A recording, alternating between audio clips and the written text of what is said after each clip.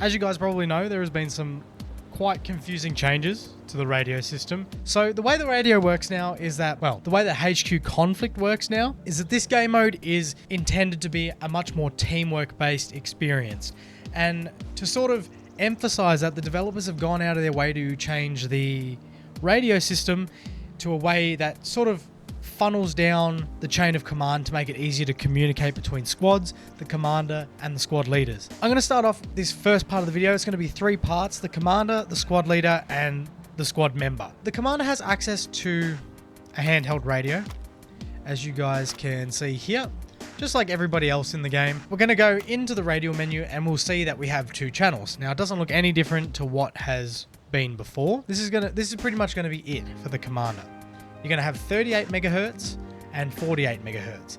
Now, 38 megahertz in the scheme of both the Soviets and the Americans, it may be a little different for the Soviets. It could be like 36 or 32 or something, I can't remember. 38 is going to be the squad leader channel. So keep in mind that all squad leaders have access to the 38 channel, which is your channel as the commander, and the commander only needs to worry about the 38 channel. With the platoon channel, you can keep it at platoon, but from my experience now with this radio system is that the platoon channel is kind of taking a step back. I guess the devs are going to try and sort of stop that infamous platoon spam within HQ Conflict. Now, platoon channel, it does have its purpose, but everybody, commanders, squad leaders, squad members, everybody can access the platoon channel.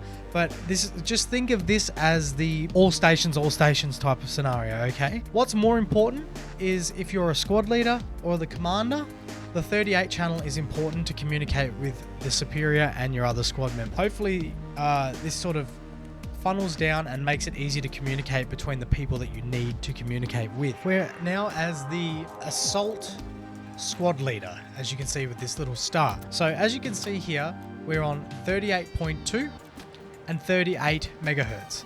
Now keep in mind that the 38 megahertz is specifically for the squad leader channels, and 38.2 is for the squad that you're in.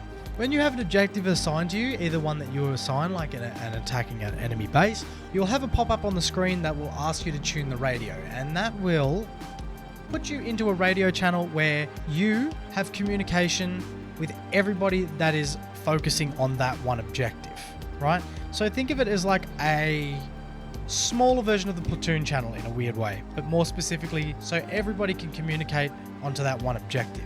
It's worth noting, as a squad leader, it will change your squad leader channel to whatever that objective channel is. Let the radio man change their channel and you stick with yours. With that being said, I think that pretty much gives you the purpose of the radio man. Let's move on to the squad member. Okay, so I made it onto a server and I managed to finally get into an assault squad. So when you spawn in as a normal squad member, you get access to the platoon, 48 megahertz and 32. Okay, so as you can see, the squad leader has just marked this Seas Base Montana. And if you hit F9 when the prompt comes up, your radio channel will change to that. So I've got to wait for a moment until it pops up again. Okay, so there we go, tune radio. As you can see here, it's changed to 45.4 or Seas Base Montana.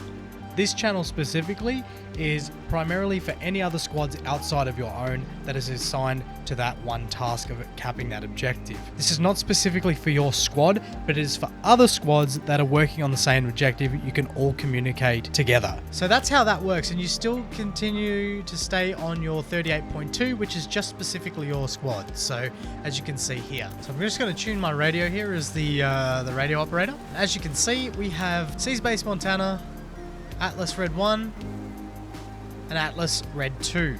Now this one, the radio man can keep in contact with the squad leaders, his own squad, and the platoon channel. Now of course, those things I've just explained to you guys, especially with the radio operator, it probably isn't the most crucial thing, being able to communicate with, you know, a whole bunch of different people. As you guys know, the radio is primarily used as a spawn point. But if you guys are sort of, I don't know, maybe you have a server where you guys are more, you know, tactically acquired, so to speak, and prefer to use some really decent communication, this will definitely help. And hopefully this sort of gives you a good explanation on the point of the radios, what the weird tuning radio setting is, and all of that other stuff. It's worth noting that that tuning radio pop-up does come up frequently, and it is a bug. It is being worked on right now, but it is definitely a really useful thing. So if you're looking to, as you should, be communicating more with your squad and other squad leaders, etc., this is definitely a video worth sharing around. I would love it if you guys could, to try and get people to have a better understanding of the radio system and how it's changed. If this video did help you, be sure to give the video a like. Of course, we try and break down everything Arma Reforger and everything that changes. So it'd be much appreciated if you could hit that subscribe button also. Anyway guys, I'm going to leave it there. Hopefully I will see you guys out there on the battlefield. Get using those radios and start communicating. If you don't, well, it's either do or die. So anyway, I'm going to leave it there guys. Thank you so much for watching. I'll see you guys in the next one.